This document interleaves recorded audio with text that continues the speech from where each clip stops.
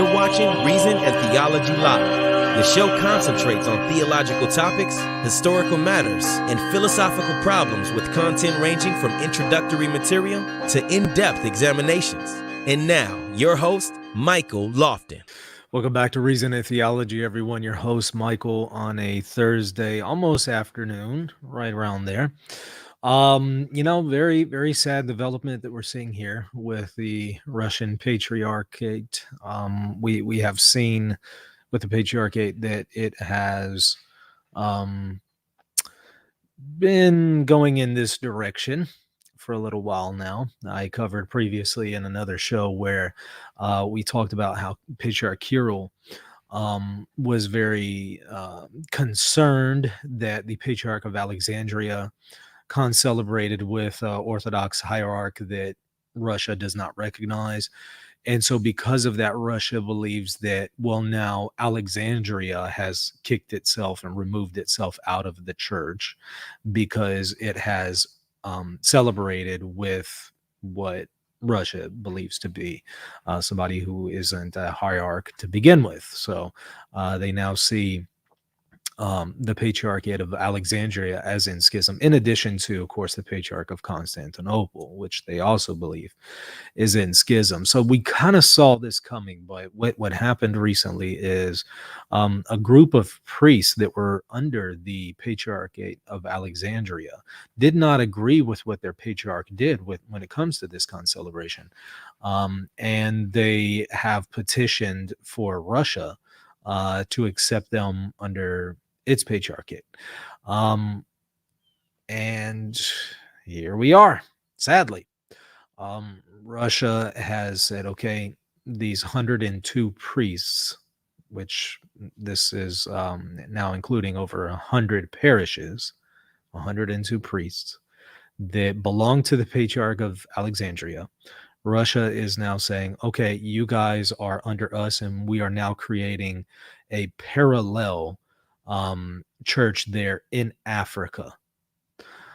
So what you have taking place is, in fact, the very thing that they criticized Catholics for.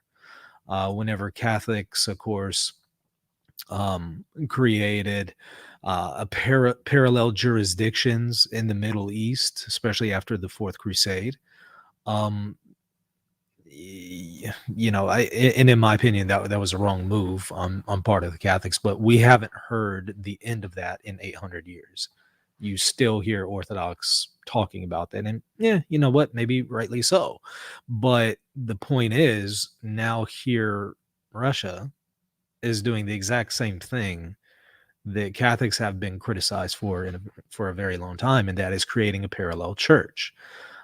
Going into the territory of another patriarchate and creating parallel jurisdictions there. And the reason why he believes he can do this is he believes that Alexandria is in schism. And then my question is, okay, but why haven't you been consistent and done that with the Patriarchate of the West? I mean, with Rome. I mean, why haven't you set up a parallel jurisdiction there in Rome and have another pope, but one that is in communion with the Orthodox? I mean, that would at least give you the pentarchy, right? You would have that back. Why haven't Orthodox done that? Well, because they realize that this is contrary to the way things should be done ecclesiologically.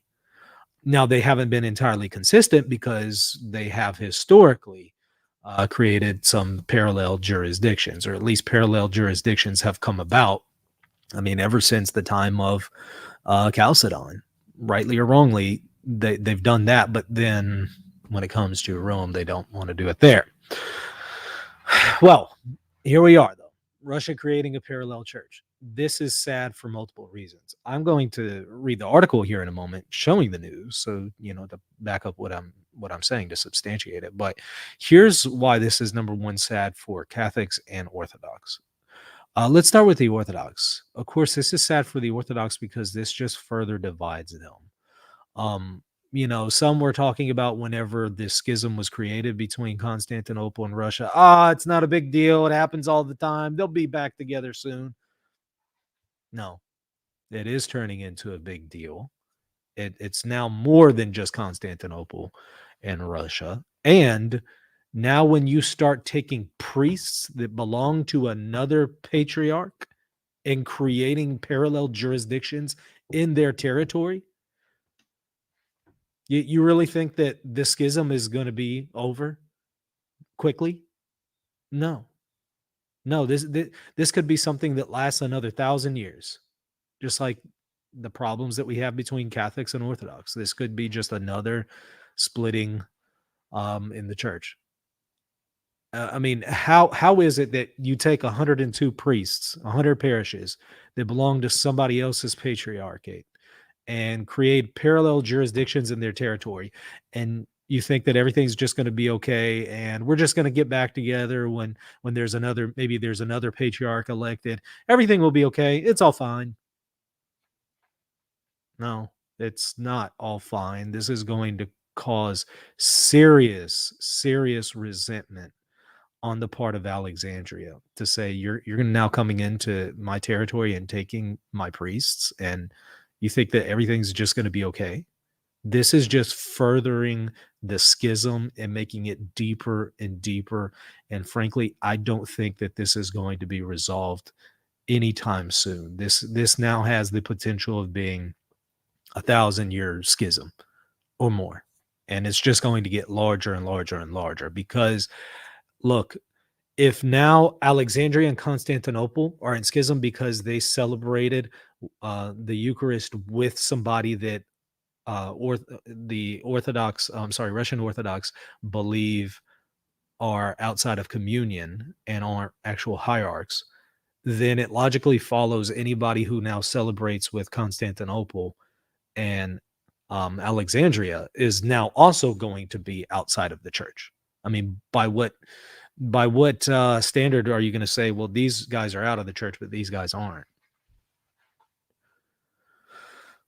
So I think that this is going to cause further problems, further schisms, further divisions. It's not going to get better, even whenever a new patriarch is elected for Constantinople or Alexandria, because now you have Russia taking and creating parallel jurisdictions in their territories. That's not going to go away. This is not going to go away anytime soon.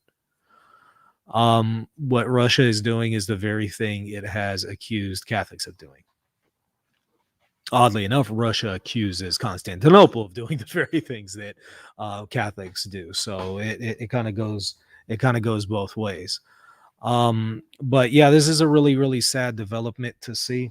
Hold on, Malachi, go inside, son. Go inside for a second. Sorry. And close the door too. Close the door. That's why you should always lock your office. My son wants to come in and play Mario on the TV over there. He hangs out with me during the day. So, yeah, it's really sad. And I think this is very bad for the Orthodox because it's going to just continue to divide them. And I don't think that this is going to be healed anytime soon.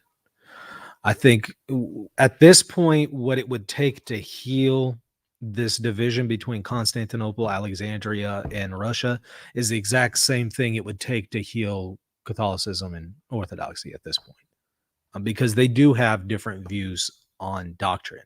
They do have different views on doctrine, especially when it comes to the doctrine of primacy. And they definitely have different approaches practically, obviously, creating parallel jurisdictions. So if this schism can be healed internally with the Orthodox, then whatever, however that happens, I mean, it's just as likely that Catholics and Orthodox are going to be healed, which I don't think is going to happen anytime soon. Therefore, I also don't think that the internal schism with the Orthodox is going to happen anytime soon. This is also bad for Catholics because this means that we are less likely to have reunion with the Orthodox, because how are you going to have reunion with a divided house, right? We would now have to have reunion with Constantinople, Alexandria, and Russia, right? or at the very least two groups, the Constantinople Alexandria group and then the Russian group. I mean, and that's not even to mention any of the other autocephalous um, churches. I know some people like to correct me on my pronunciation of it and say autocephalous. I've heard it pronounced both ways, but I do think people have more of a preference for autocephalous. So there you go. What's going to happen with them? I mean, if some of the Orthodox come into union, other Orthodox are probably not going to be in agreement with it, and they're going to just continue to be separated. So that was already a problem prior to this schism among the Orthodox. Now you have an even tougher situation. Let's say all of a sudden Patriarch Bartholomew and the Pope enter into communion with one another. That has no bearing on the Russian Patriarchate. I mean, it would have had little bearing on the Russian Patriarchate when it was in communion with Constantinople, even much less now when it's not. So I think this is a very sad development because personally, as a Catholic, I want to see reunion with the Orthodox. And all this is going to do is make that even more difficult. Short of, some kind of divine intervention, it's just not going to happen. So it's really sad to see this. Let me substantiate my claims. Let me go to the article. People are asking, where can I read about this? Well, that's what I'm about to do. So here we go. I'm going to share my screen. Okay. Is it flickering for y'all, or is that just me? Let me stop it just because I think I could fix that. Let's try it again. Okay. All right, here we go. Russian Synod announces reception of 102 African priests into its jurisdiction, creation of African dioceses. The Holy Synod of the Russian Orthodox Church met under the chairmanship of His Holiness Patriarch Kyrill in Moscow today. Among its decisions, the Synod resolved to receive 102 African priests into its jurisdiction at their request. So, of course, the priests who are going to be now under Russia are the ones that allegedly requested this. And I don't have any reason to doubt that. That's probably true, but that doesn't make this okay just because they requested it. That just means that they've requested to be part of a parallel church. I mean, it's not a good request. The Synod heard a report from His Eminence Archbishop Leonid and on the appeals of numerous clergy from throughout Africa who reject Patriarch Theodorus's recognition of the Ukrainian schismatics and therefore want to come under the Russian Church. With the blessing of Kyrill, Leonid recently traveled to Africa and met with many of the appealing priests. Today, at least 100 parishes, so 102 priests, 100 parishes of the Patriarch of Alexandria, together with their priests, have declared their desire to move to the Russian Church. So we're not just talking about priests apart from a parish. We're talking about a lot of people, parishes. So 102 priests in over 100 parishes. That's thousands and thousands of people. And churches now, 100 churches. Together with their priests have declared their desire to move to the Russian Church. Many of them first appealed in 2019 after Theodorus first began commemorating the schismatic head of the Orthodox Church of Ukraine, Metropolitan Dominko. After Theodorus liturgically concelebrated with Dominko in August, the Russian Synod decided it could no longer ignore the priest's appeals. Really? You can just no longer do that? Really? Thus, having heard Archbishop Leonid's report today, I mean, look, that's the same logic a Catholic would use in the 13th century to start creating parallel jurisdictions in the Middle East. You guys are in schism, therefore we're going to create parallel territories. We can no longer allow these people to be under these schismatic Orthodox. This is the same thing that Orthodox criticize Catholics for. But of course, when they do it, it's okay. It's not a big deal. Thus, having heard Archbishop Leonid's report today, the Synod officially resolved to accept 102 clerics of the Patriarch of Alexandria from 8 African countries into jurisdiction of the Russian Orthodox Church, according to petitions submitted. Wow. Further, it resolved to form the Patriarchal Exarchate of Africa, consisting of the Diocese of the North Africa and Diocese of South Africa.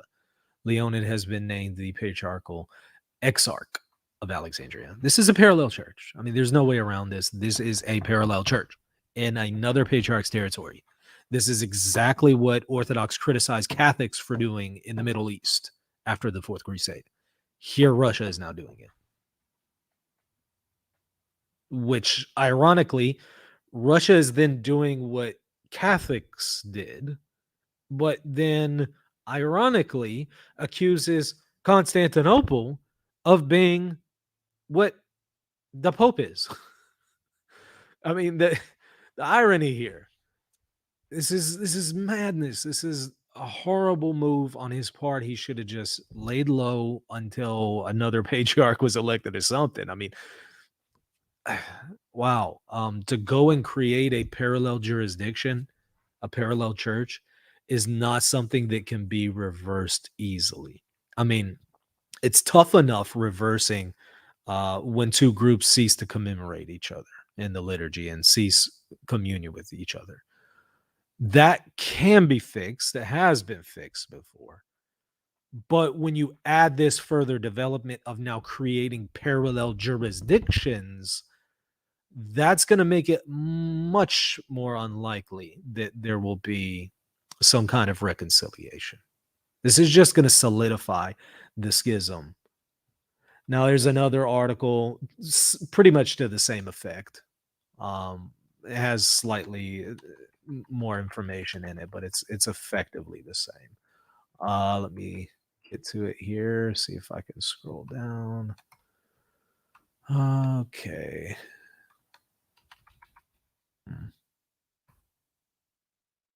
There we go. Okay. Let me scroll down here. Let's see.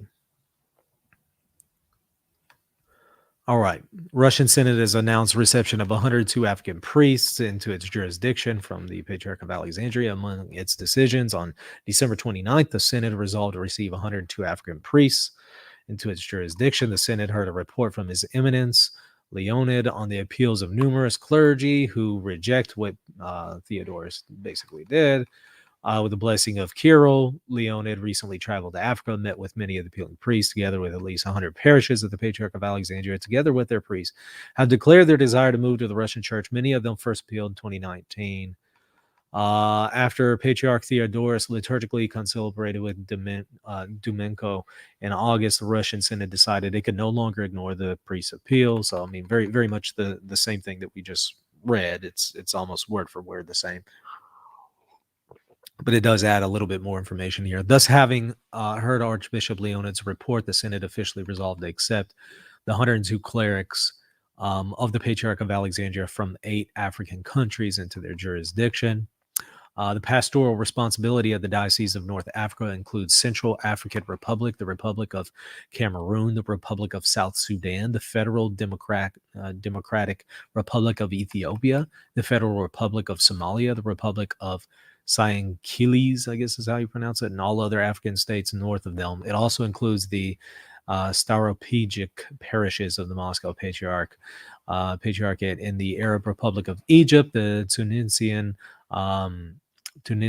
Republic, and the Kingdom of Morocco. The diocesan bishop of North African diocese should have the title of Cairo in North Africa. The pastoral responsibility of the Diocese of South Africa includes Democratic Republic of Sao Tome and Principe, I guess is how you pronounce it, the Democratic Republic of the Congo, and the Republic of the Gabonese Republic, Republic of Equatorial Guinea, the Republic of Kenya, the Republic of Uganda, the Republic of Madagascar, and all other African states south of them. Diocesan Bishop of South Africa should have the title of of Johannesburg in South Africa. So let's see. Yeah, so it is worth noting that unlike the Greek and Cypriot churches, the decisions to recognize the OCU was made by the ruling and vicars of the AOC relatively unanimously, although the sole decision of Patriarch Theodore II received full approval a little later, with disagreement of many clerics as well as individual bishops. The UOJ wrote that dozens of clergymen of the Alexandria Church asked to be admitted to the Russian Orthodox Church after they unsuccessfully requested that the decision to recognize the OCO be reconsidered. So they were asking Theodore to reconsider his decision. Obviously, he didn't reverse that. Now these priests want to be under Russia. Now their petitions have been granted. So now a parallel church has been created. It's funny that they don't note that in the article. They just kind of tell you what happened, but they don't, explicitly say this creates a parallel church. Sad to see that. Because this is bad for Orthodox, obviously. This is bad for Catholics. I mean, we have enough problems in the Catholic Church right now that are making reunion with the Orthodox less likely. I mean, we're not in a good state right now as Catholics. We're not making ourselves very appealing to the Orthodox. So we already have problems on our end. Now they have these problems on their end, which is going to further impede reunion. Mahoval, thank you for the super chat. He says, look at news of current moves of Russian state in Africa and compare. Yeah, I haven't looked into that, so maybe there's a connection. I don't know. Looking through the chat here. Seeing if I see anything in it. Thank you, Victor. Hypocrisy is the ode that vice pays to virtue. Thank you for the super chat. Are there any other super chats? Don't want to miss anybody. I'm looking, y'all. Some are noting the Eastern Orthodox don't have the papacy to settle the issues either. Yeah, and, I really think that that's the only thing that can heal this schism at this point is for both groups here of Orthodox to recognize the papacy. But, of course, the papacy to not abuse its power, right? But to use it properly. Let's see, traditional gentleman. The fourth Rome will be Icona in Switzerland, where the SSBX seminary is located. If you say so. If you say so. I'll take your word for it.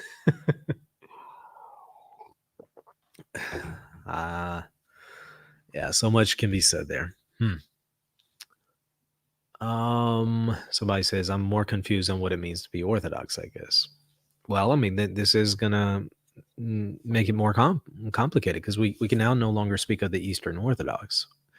We now have to speak about the Russian Orthodox, the Greek Orthodox, and those who are in communion with some of these groups. And then we now have to speak of the Oriental Orthodox, right? I mean, well, it's not now. That's been something that we've already had to do for a very long time.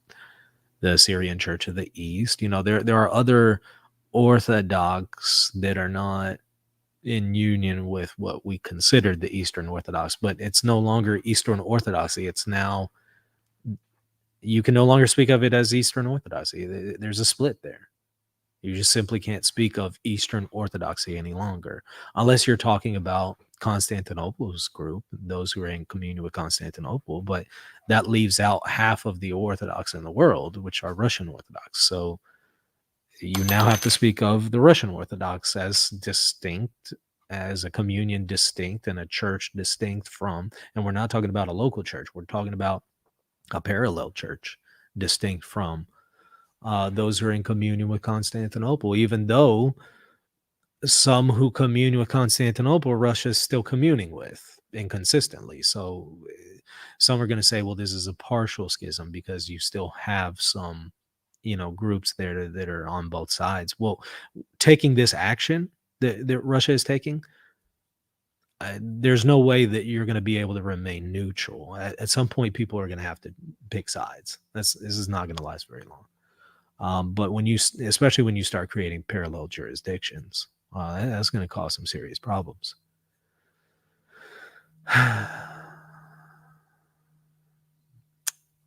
Let's see. Will this give incentive to Constantinople and Alexandria to reunite with Rome? I mean, there's talks of it, but even if that happens, I mean, that there's still more than half of the Orthodox wouldn't be in union, because a lot who are in communion with Constantinople, if Constantinople were to go back into communion with Rome, a lot of those people would not follow Constantinople. And Russia definitely wouldn't follow. So this would just be similar to cases where you have a particular group of Orthodox come back into the Catholic Church. That's called Eastern Catholicism. I mean, that's no different than what has been happening for over 600 years now. It's just called Eastern Catholicism. And basically, a Patriarch part would just become an Eastern Catholic is all that's going to happen. There's really a distinction without a difference at this point. Michael, do you believe the indefectibility of Rome only extends to infallible teachings? And if so, would that be how Honorius' condemnation isn't a problem? Any resources on this?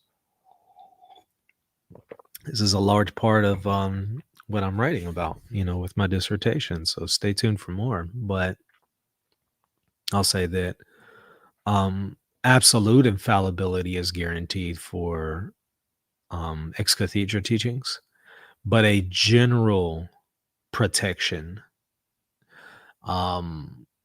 is offered for non-definitive teachings, non-definitive papal teachings.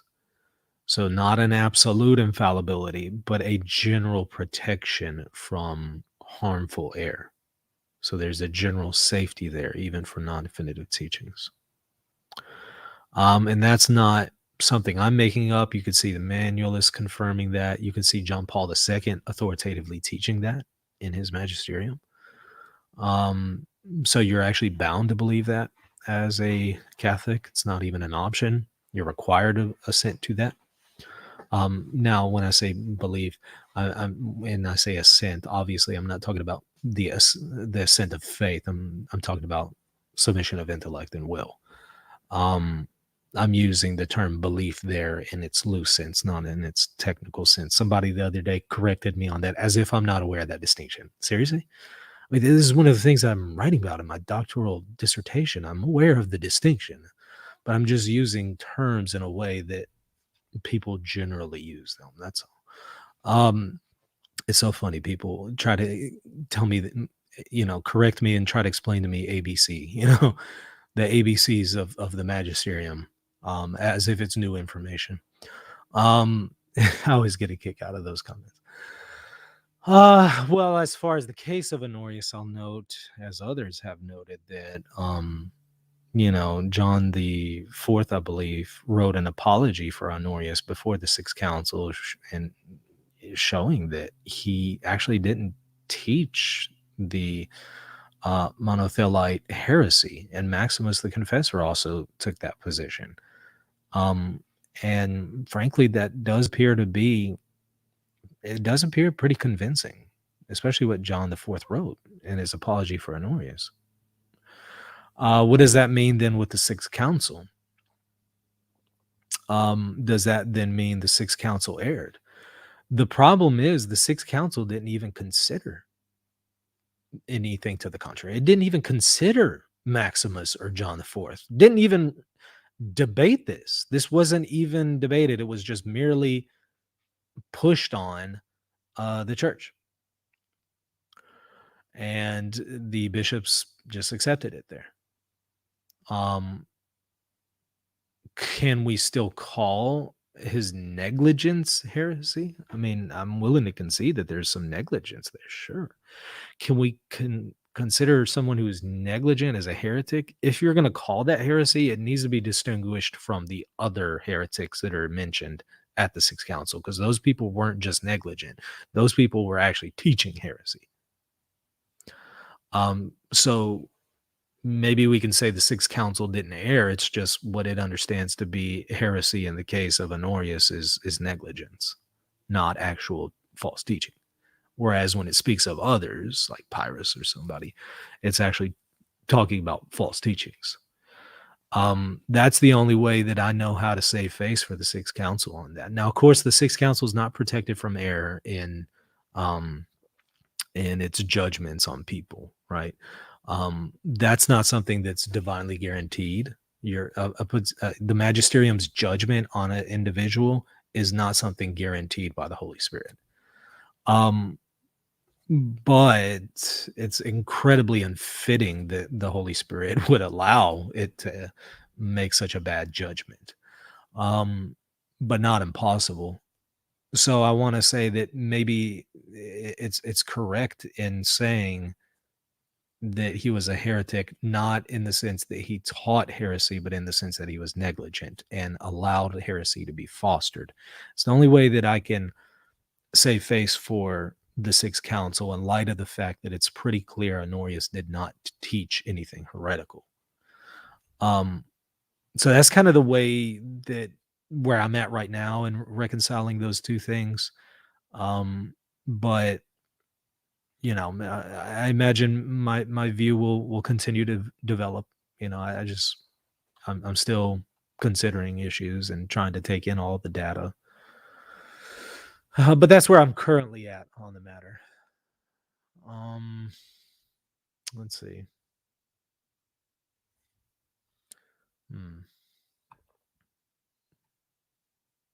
Looking through the chat. Somebody saying that we have diorites. I'm starting to think that Kyle is just another Lofton sock account.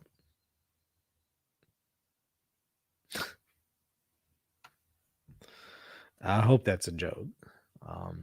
But no, I don't have sock accounts. Let's see. Looking through the chat.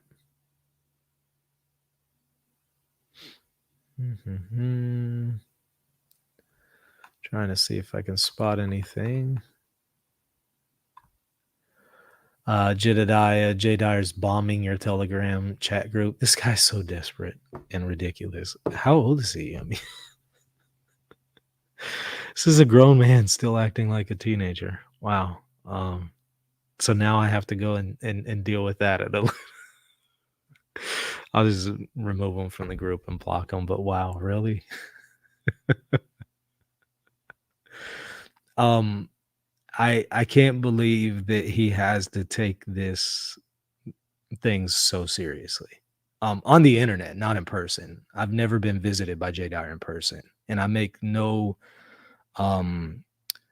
secret where I'm at. Anybody can come and visit me at any time and talk to me face to face, including J. Dyer. Of course, he'll never do that. But he'll hide behind, these accounts online and try to do all this. It's just pathetic and ridiculous. It's funny, but at the same time, it's also sad because I know that he's engaging in sin and the things that he's doing. So I'm not laughing at the sinful behavior, but I must admit I am laughing at how pathetic he appears to be at this point. And has been for a long time. I'm curious, what is he saying in the Telegram chat? This is just it's like a train wreck. I can't look away. It's just, I find it interesting. I find it fascinating to observe the behavior, the sociological behavior of some people. At the same time, not trying to make fun of the fact that they're engaging in sin. I'm not trying to make light of that. Sin is sin, and that's a serious matter. I'm not laughing at that or entertained by that. I'm just entertained by, I guess, certain sociological behaviors. I don't know if that makes sense. Enslaved by Truth says, I'm starting to think that maybe I'm a Lofton sock account now. Yes.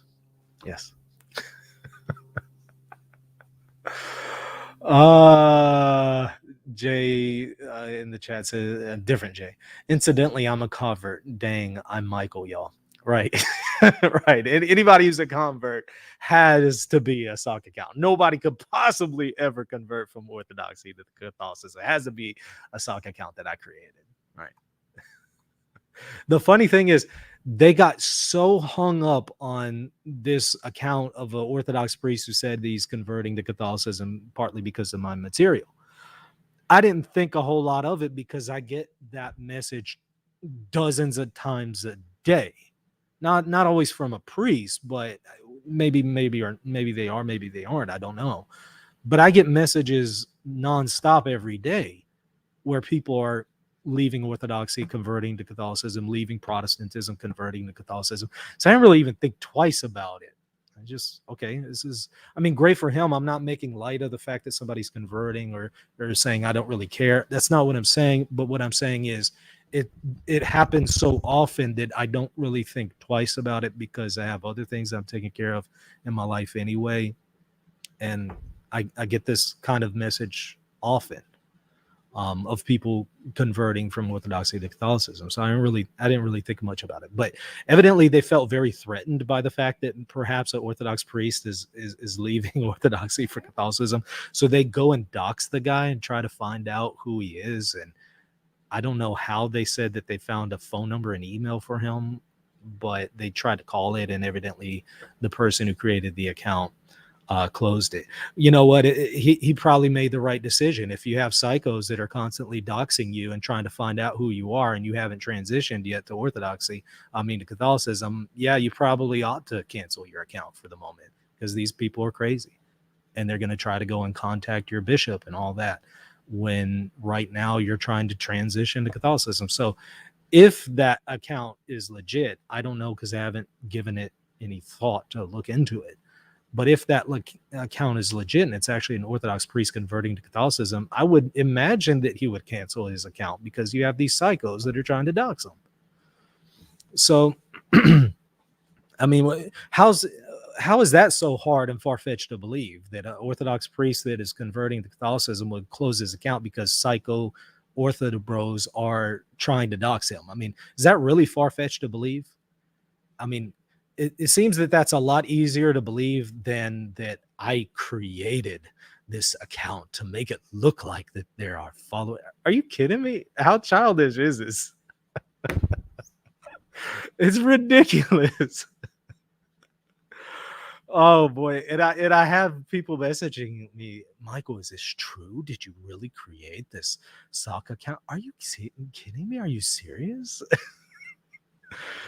Oh wow, it's sad. It's also hurtful from some people that I feel should know better than to ask that question. That's a little hurtful. Some people I feel, you should probably know me better than that. But others, it's just wow. Okay, moving on. Looking through the chat here. Enslaved by Truth says, I kid. I figured.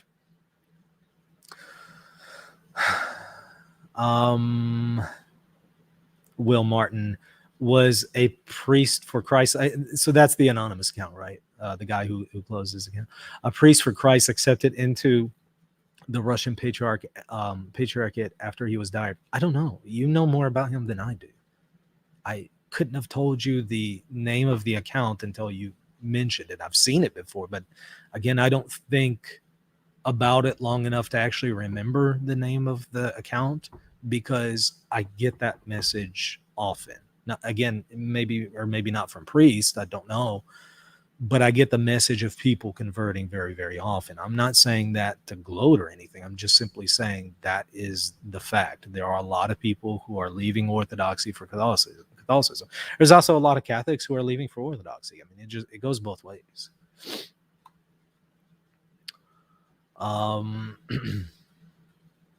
Jay says, keep your head up. It's up. Kyle says, if we just laugh at this, Jay won't get his fulfillment. I think Jay is motivated and driven by something other than that. So Plot twist: everyone in chat is Michael. I think we need to create this. You know how we've kind of created this idea that the other accusations about me being Baron funded. You know how that's now an inside joke with us. And another one is that my background is all cardboard.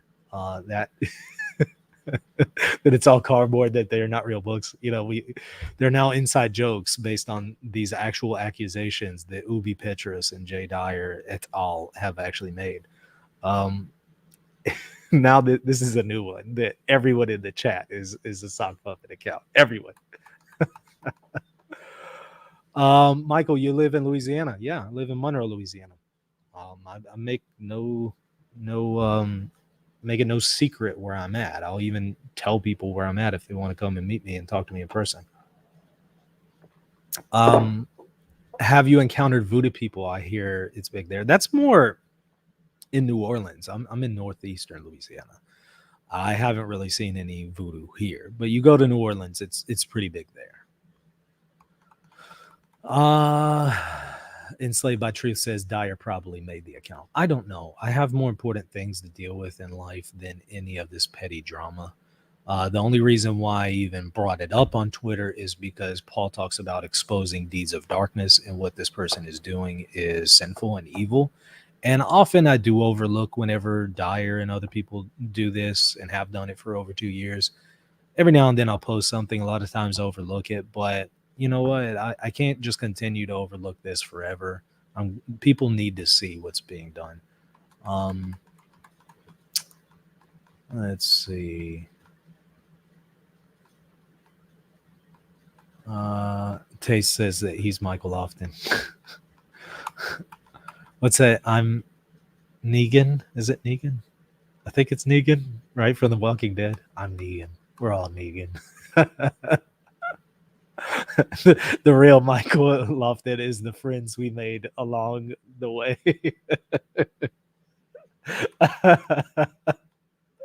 That's funny.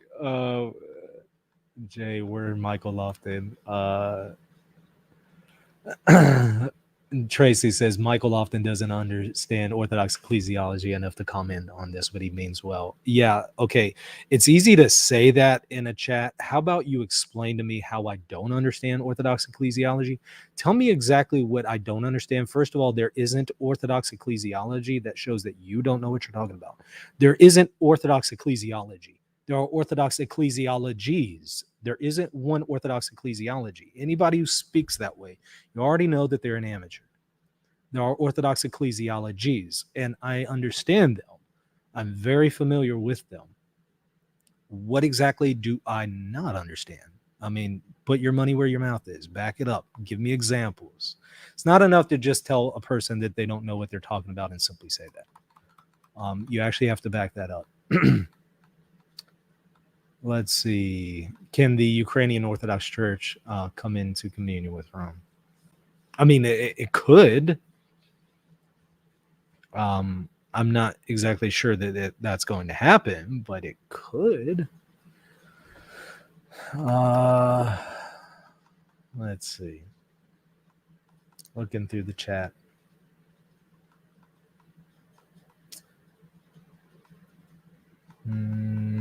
Hashtag I am Michael Lofton. Elijah Santos says Michael Lofton is multi-personal. Let's see. I've heard some people speak of Chrysostom as having anti-Semitic opinions. I'm struggling with that. Were they anti-Semitic or were they anti-Judaism? They're not exactly the same, right? One is against a group of people. One is against a religion and belief system, right? There's some overlap there, obviously. But what I've noticed is a lot of the fathers tend to be anti-Judaism as far as the belief system, not anti-Semitic. That doesn't mean that none of them were. Maybe some were. I don't understand how that would be possible given the fact that your savior is Jewish, but maybe some of them were very inconsistent. But I think when you read it in that way, you'll realize a lot of this stuff actually goes away. It's not anti-Semitism as much as it is anti-Jewish beliefs, Jewish religion, the Jewish denial that Jesus is the Messiah. Again, there's a little overlap, right? Because you tend to have Jewish people who believe in Judaism, right? So there tends to be some overlap there, but they're not identical. So I would simply question that. Did you find anything in Chrysostom that's actually against the kind of people or against what they believe? Looking through here. Maybe Dyer is actually a Lofton Sock account who is a straw man for, though. Yeah, and what I do is whenever, Jay Dyer goes on his channel, it's actually me. I'm just putting on a costume. That's all it is. I am Jay Dyer. But this is the kind of insanity that group deals with. I remember, and somebody brought it out recently, where they accused Timothy Flanders of being like a KGB agent, or I don't know. It was something really weird. It was something outrageous, psychotic, really psychotic, and they were serious. This was Jay Dyer directly and others who are in that group. Absolute insanity, very mentally unstable claims with zero, foundation to back it up. It's the kind of stuff that you see from, who was that guy, that weird Protestant guy who says that everybody is a Jesuit. That guy that I've reviewed, the KJV only guy, whoever that was. He says that everybody's this person's a Jesuit because they went and spoke at this school that has a connection to the Jesuits here. And it's like, so in your mind, that person's a Jesuit now because of that? Really? This is the kind of thinking that Jay Dyer makes. And so whenever he and his group, so whenever they said that about Timothy Flanders, it was just outrageously insane. This is the kind of mentality they're in, the way that they think. So anybody that ever suggests that I need to really interact with Dyer's material, I have to really question that person at that point. I really have to wonder about their discernment. Do you really think that this is a stable person who really needs to be refuted? I mean, not that I've never engaged any of his arguments. I have before, but that's more because of an outcry of people who really want me to address something, and a lot of them are patrons.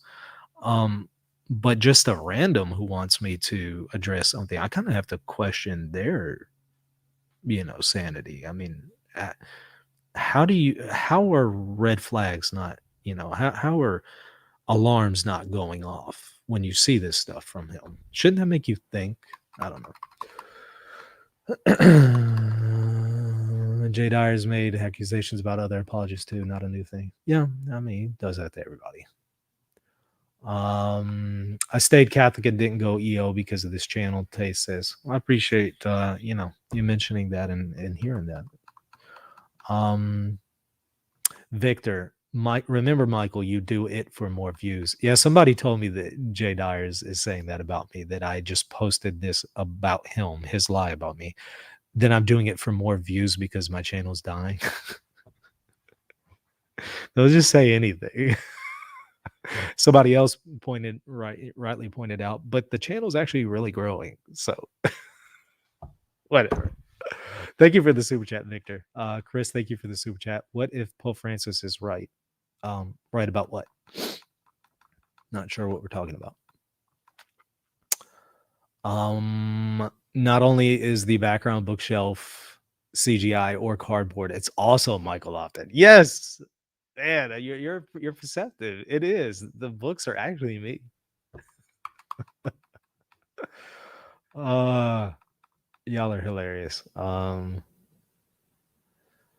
I'm a convert from, Joey says, I'm a convert from Jehovah's Witness, and Lofton plus E-Bar were instrumental in what church I chose. I'm encouraged to hear that. I appreciate you sharing that. Really, really good to hear that.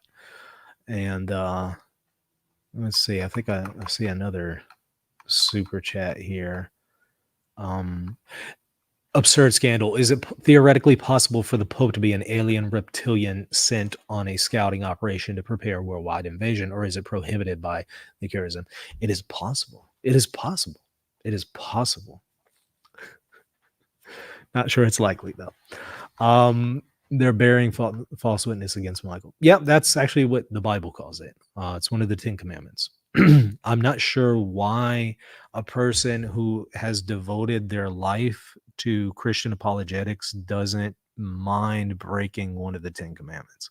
Now, that's not to say I've never broken any of the 10 Commandments, but what I do is I repent of those and I go to confession and I make a firm purpose of amendment not to do them anymore. The problem with this crowd is they continue to do this and they don't repent of it. So I think there's a difference there. There is a room behind there. Behind what? I'm confused. You're a pay of Opus Dei, Michael. Confess, Victor says. You caught me, man. Can they pay to get my roof done, though? I mean, because the roof in this office, I don't think you could see it. Yeah, you can't see it.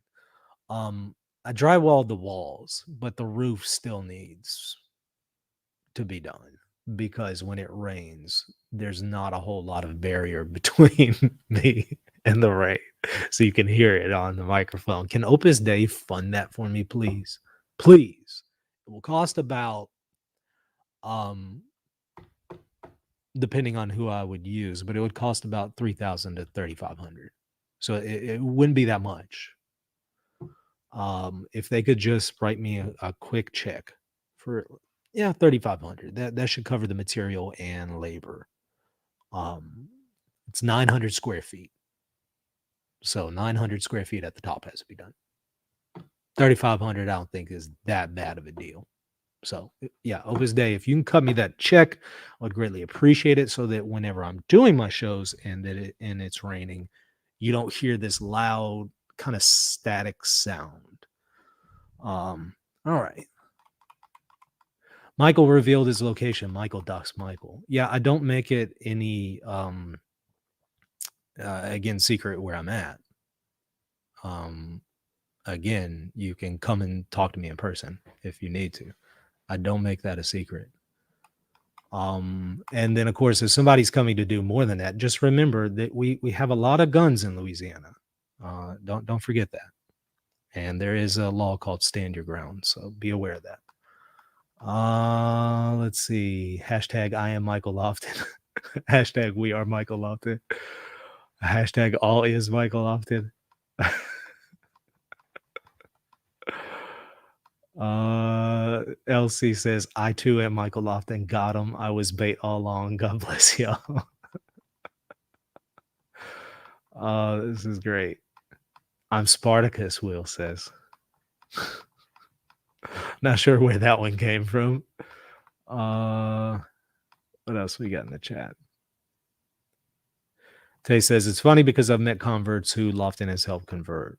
Yeah, I mean, and I'm honored that happens. But like I say, it's something that you encounter very, very often. So it's not something that I really give a whole lot of additional thought or research into. So I find it very odd that a group of Orthodox would be so alarmed by one of these cases that they would actually have to go and dox the person and harass them. That is weird to me. Is it that much of a threat to them that an Orthodox priest converts to Catholicism? Why is that a threat? Dr. Strange, open up the portal to this Michael's world where Michael's from different universes. Maybe Michael has an evil twin who joined the Orthos and is pretending. I mean, all this is possible, right? I mean, I could have an evil twin and you just never knew about the twin. And you know, the twin wants to subvert what I'm doing here at RNT. So Elijah says, oh, Lord, thank you. Michael just mentioned me. We're all hypostatically united to Michael, Will says, right? Let's see. Michael Lofton is materially sufficient in us. That's a good one. Smoked pork ribs. Thank you for the super chat. Swiss cheese. Oh, Doxy. Epic teeth, Michael. Okay, thank you. Is it permissible to hold that there are three wills in the Trinity per person, which don't compromise the simplicity of God? You can't hold that there are three separate wills in the Trinity. I've never seen that before. So, if you've seen otherwise, let me know. But to me, that is that would be excluded. In fact, I'm pretty sure there's a definition to the contrary. I don't have my laptop in front of me, so let me double check here. Let's see something. Double check. Make sure I got my language correct here.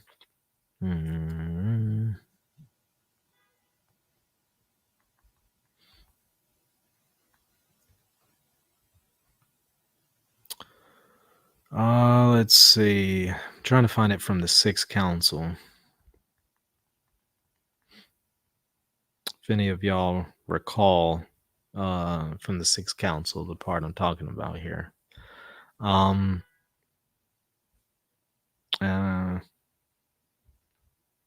Okay.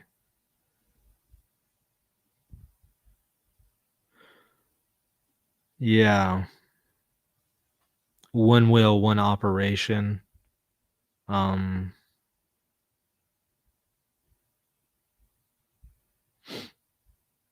see.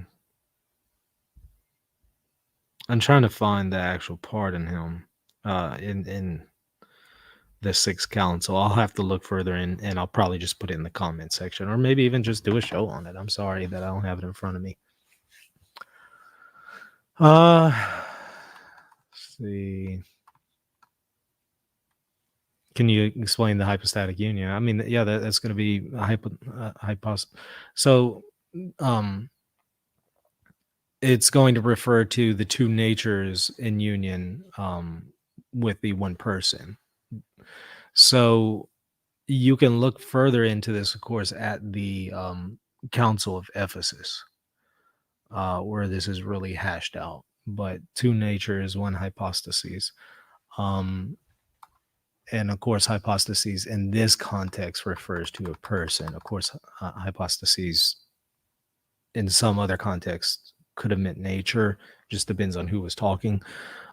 In this context, it refers to a person. So the two natures are united in the one person of Jesus is what it means. Let's see. Lofton is trolling us. Yes. Behind Michael's bookshelf is Jay's studio. They're both in on it. Quit lying to us, Mike. You got me. Timothy Flanders is controlled opposition. Yeah, that's what they would say.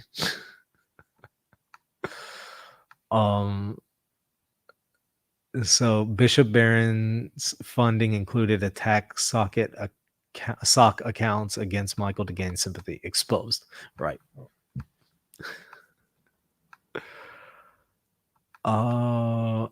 Tay says, I'll shill for Bishop Barron if he pays me enough. Grant says, don't listen to the haters, Michael. These people are insane. Well, yeah, you said it. Let's see. Thank you, by the way, for the super chat, Chris. Move to Dallas, Texas, and the future of the nation. Nothing against Louisiana, but I advise everyone to move to their new economic center. I used to live in Dallas years and years ago. I can't relocate. That's the whole point. Otherwise, I wouldn't be here in Louisiana. The only reason why I'm here in Louisiana is because I can't relocate. The globe was Michael Lofton. Loftonian simplicity. Thank you, Will Martin, for the super chat. We're all hypostatically united to Michael Lofton. Thank you for the super chat, Sean Matthew. If limbo were to be definitively taught by the church, would it be a secondary object? That's a really good question. Okay, so let me think here. You know what? I think that the possibility of limbo is somewhat definitively taught at Florence. It doesn't go into detail. It just mentions those who die in a state of original sin go to hell, but suffer different pains than those who are, um, in mortal sin. So it doesn't really go into more detail, but that is going to be limbo. It doesn't really explicate it any further than that. But what else would this be other than limbo? Right? I mean, that would just be the only conclusion of what it would be referring to. So in a very loose sense, I would say the possibility of limbo has been definitively taught. What has not been taught is that, and what is a theological opinion, is that there are people in limbo. That's what has not been taught. That is what, in my opinion, is the theological opinion, that there actually are people. But some are going to say no, even the possibility is the theological opinion, like the ITC. I could see how they would argue it, because again, Florence isn't specifically saying limbo, but to me, I would just simply say, but wait, what else would it be talking about? Limbo is hell. Limbo is the border of hell. What else could it be talking about other than limbo? I mean, is there some other category? Is there some other location other than limbo? No, there isn't in our entire history of theology. So I would say I think the possibility of it has been taught authoritatively. So I would disagree with those who think that it's a mere theological opinion as far as the possibility. I would say the theological opinion is that anybody is actually there. So I hope that helps. Oh no, as far as your question, secondary object.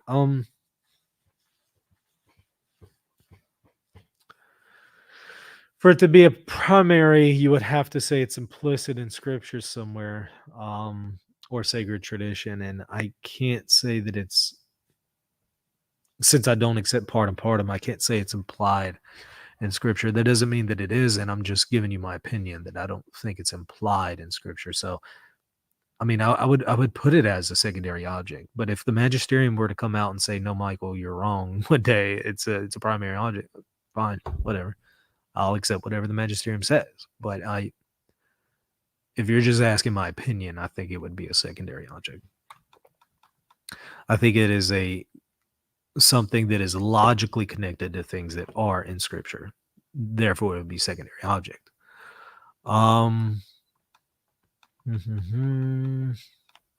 Let's see. Pastor Mike is killing it.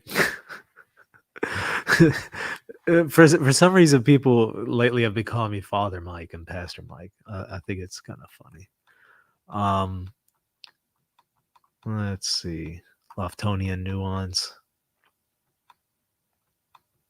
I don't get the hype around Dyer's antics. Doesn't seem appealing to me at all. I agree, but I think that it's appealing to the 14 and 15-year-olds that watch his show.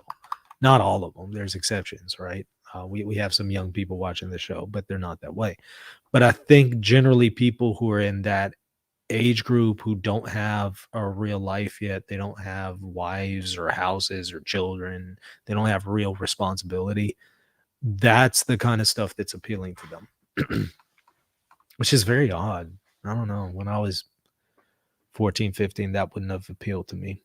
I was more interested in, girls and stuff like that. I wasn't really concerned about politics online. But then again, of course, online wasn't as much of a thing as it is now, back when I was 14 or 15. But even then, if you were to take how I was then and put me into, I still wouldn't have. Anyways, there's an essence and energies distinction with Michael Lofton.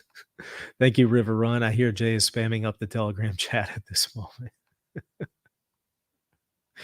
I almost want to just let him continue to do it before I block him, just because people need to see this is literally how immature this person is.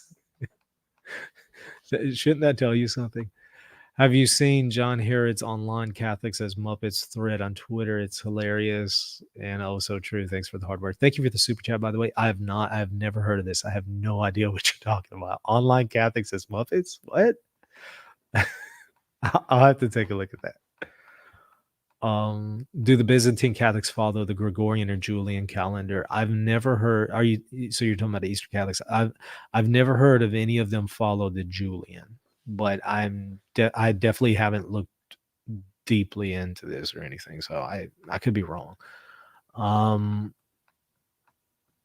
Them Louisiana boys got gators and beavers too. Another reference to another one of our episodes that we had. Y'all know all the inside jokes. Everybody in the chat knows all the inside jokes here.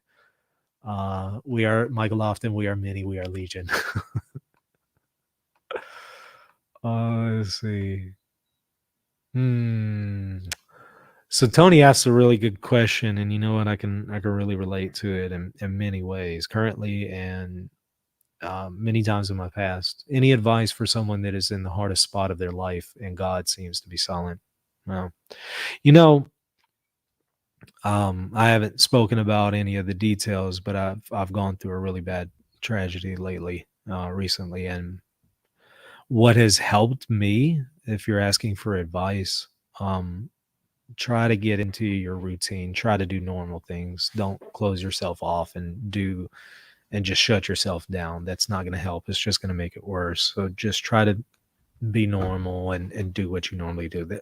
You see me here right now doing this show, right? Instead of just cutting myself off from the world and just stopping to do what I do, I just trying to be normal, and it actually helps doing that. The part about, however, God seems to be silent. Well, I can understand, but is he really silent though? I mean, is he really?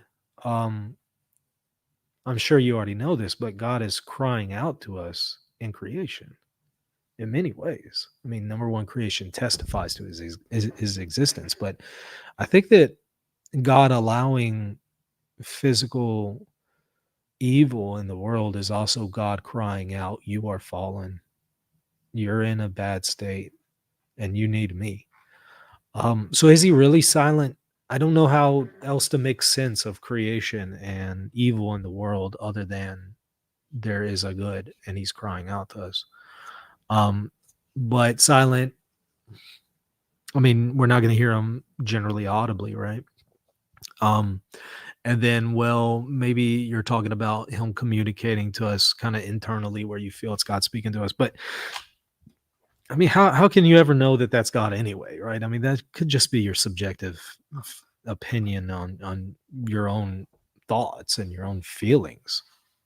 So I wouldn't consider that a reliable way of God speaking to a person. So I would say that he is speaking to us. You need to look at creation. Now, he could also be speaking to you providentially through the circumstances of your life. Possible. Sometimes you can misread those things and misinterpret them, but God often speaks through circumstances. But again, I don't know exactly what you're going through to give you really specifics. I'm only able to give you some just general thoughts here. But first of all, perseverance is going to be the most important. Continue to persevere. Continue to believe. Don't allow yourself to entertain any kind of doubts and faithlessness. You don't want to sin against the virtue of faith and also hope. Continue to persevere, even whenever you're having to go at it blind, right? Continue to be faithful to what you know to be true. Continue to do the right thing. And this will pass. It's not going to last forever. There will be a time where you'll feel a little differently, and you'll be glad that you continue to persevere. I'm sorry, I can't give you anything more specific than that because I don't know the circumstances, and you definitely shouldn't mention any more specifics in the chat because, as you know, there are people who watch the show who will take that and use it against you. So,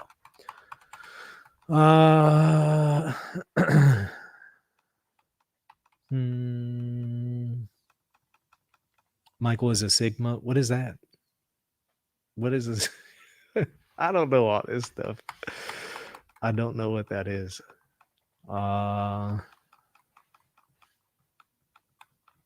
Let's see. Michael Lofton is funded by Rad Trads now. Wouldn't that be something? What's the best book you've read for your doctorate? Probably Creative Fidelity by Sullivan. That's going to be the most important for what I'm working on right now. Next to that, Dr. Joy's book, from Cloytland to the Second Vatican Council.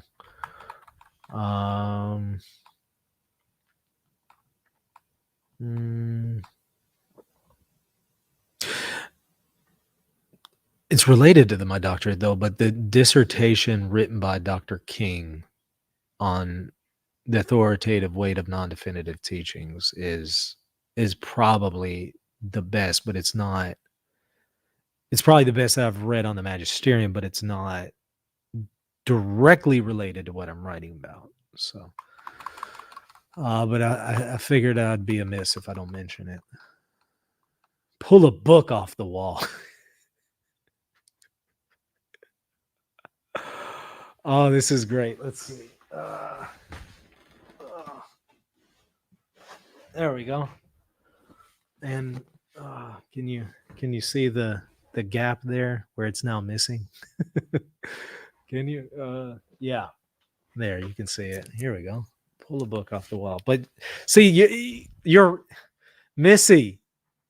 You're not getting it. They're admitting that the books are really there. They're just saying the books are made of cardboard. Okay. The books are made of cardboard, but they're really books.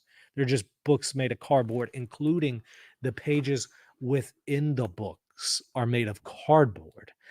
Along, with all the text that I wrote in here, that I printed in here, is just text on the cardboard, and it happens to be the exact text that corresponds to the real book. That's what's amazing. I spent that much money and time instead of just buying the actual book. I actually spent enough time and money to make a cardboard set with actual cardboard pages and put ink on every one of the pages, and it really corresponds with the real book. I mean, that takes some dedication and a lot of money and a lot of time. But they would rather believe that than what actually makes sense and is more likely to be true, and that is the fact that it's not cardboard and it's a real book. But again, these are the same people that, instead of the most likely thing, they want to believe the most unlikely thing, because the most unlikely thing is the most uncharitable thing that they can think of. It's a problem. Let's see.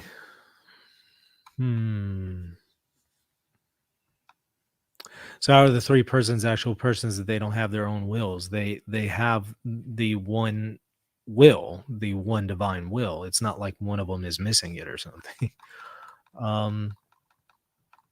Let's see. Since we're all Michael, Bishop Barron funds us all. Thank you, Bishop. Yeah. Did I see Jordan Peterson's Four Horsemen interview with Barron and Paju? No, I did not. I'll need to check it out.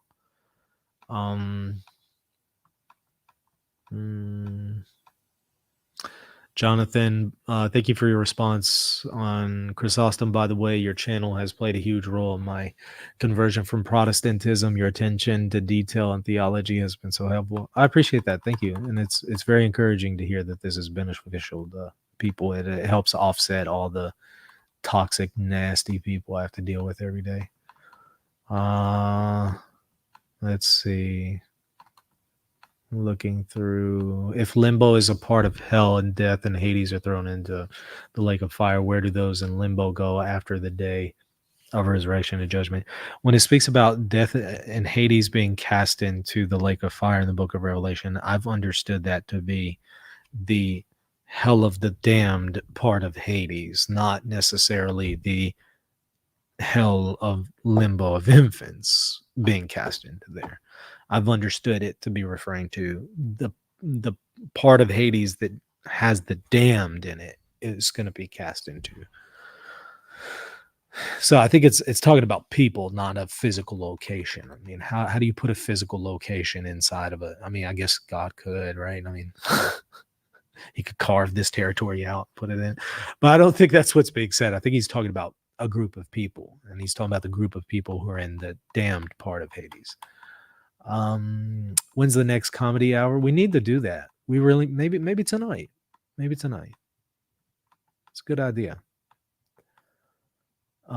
Greetings from a Greek monastery in Ukraine, Michael, praying for you, Vitalis. Oh, yeah, hey, I remember you, Vitalis. I had you on the show. Vitalis Varun, I think it was. Yeah. I saw that you posted a video or something the other day on YouTube. I haven't had a chance to watch it, but it came up in my feed. So glad to hear from you. Let's see. I think St. Michael the Archangel is funded by Bishop Barron. Anything's possible now, right? Anything's possible. If I am Jay Dyer, anything is possible. Okay. Let's see. Praying the Divine Mercy Chaplet daily for your family every day, Michael. Thank you. I appreciate that, Venera. Let's see.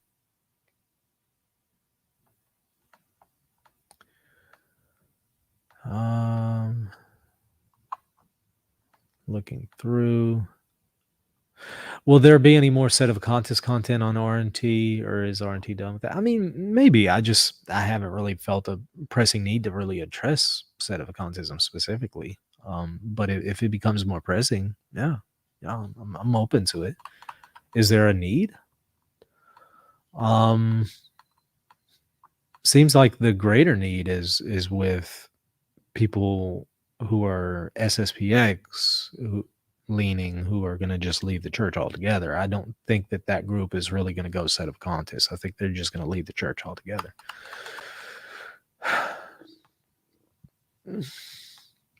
Michael pulled his thick Bishop Barron Bank book to flex on how rich he is. Yeah, he funded this set. No, actually, my secret is what I did is there are local book sales, and I've gone to a lot of the book sales and found some really good deals there, and also Amazon has some really good deals. So that's kind of my secret when it comes to the books. Well, I mean, I've been building my library, even though I gave at least 1,000 books away when I converted to Catholicism, which I regret. I should have kept them, but even though I've probably gave a good 1,000 volumes away, I've been building it. I mean, really since I converted to Christianity in 2006. So the cardboard is fake. Yes. Mike became his own cardboard publisher. That's exactly what happened. Even letters are cardboard. Exactly. Next accusation, he buys those books but didn't read them. They've already said that. What? You missed it? They've said that. That was Ubi Petrus. He finally admitted, well, because he saw a video of my books. Well, okay, fine. Maybe it's not real cardboard, but I bet he hasn't read them all. So I then pull a random book off the shelf and show you written text all in it. I mean, they'll say anything. I wonder why they're so intimidated, though. Is it MDF? No, it's not. It is not MDF. The cardboard is plastic. That's exactly right. What else here? A fun thing to review would be that old Jay Dyer post about his objections to Christianity during his atheist phase. I saw that I read a couple sentences. I know what you're talking about. Somebody sent that to me. It was interesting. Let's see.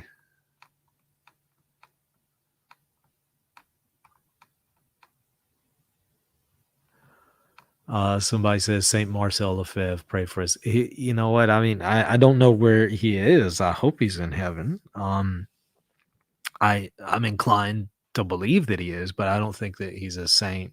Not in the sense of somebody to be followed and emulated. We're talking about the same guy who calls our liturgy a bastard rite and a bastard priest. Now I understand bastard in French has a little different connotation, but still bad enough. It's bad enough when he's saying that he's not in schism from Rome. Rome is in schism from him. I mean, that's the kind of stuff that, you know what, I can't go there with Lefebvre. I think he went too far. I have some sympathies for him, but I think he went way too far with some things. Thank you, Victor, for your super chat. We had a comedy hour already with Jay's antics. You're right. You're right. Michael, you should make some comedy hour videos reviewing this funny channel. It's called Reason and Theology. Right. That's funny. Let's see.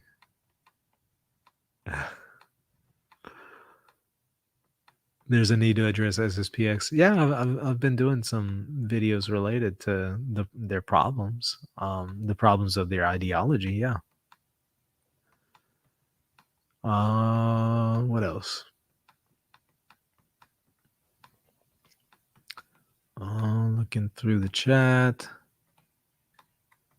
Well, I think that's it. All right. We'll go ahead and leave it there. Like I said, we'll probably do a show tonight. So look for that. Stay tuned for that. Subscribe to the channel and definitely hit the bell for notifications so you know when we go live. Brian Dinglinger, that was the guy. Yeah. That was the guy I was thinking about earlier when I was speaking about the Protestant who says crazy things that everybody's a Jesuit. It's that level of argumentation that you'll find from J. Dyer et al. Did I see Sam Shamoun's positive comments about me? No, and I don't care about them because until he publicly apologizes for publicly calling me a disgrace to all Christians, because I simply corrected him, or not corrected him, but simply asked him in my live chat when he comes and insulted my guest, calling him a demon, and I just said, hey, cool it, take it easy. And he says I'm a disgrace to Christians because of that. I'm sorry, that was a public sin, a public offense, and a nasty thing to say. And he's never apologized to that. So I could care less what he says that's nice elsewhere. When you publicly sin against a person, you need to publicly apologize. That is the Christian thing to do. Until then, I don't care anything that he has to say. So no, I did not. I heard that he had something nice to say about me, but it doesn't matter to me whenever a person publicly slanders me and maligns me, and then just says something nice about me later on. That's not right. That's not the way you behave as a Christian. If you publicly sin against a person, you publicly apologize to that person. And I haven't heard of any apologies. And he has every means to connect to me and give me an apology. So Gene Kim is also good comedy hour material. Yeah, I think I did Gene Kim on one video. Yeah.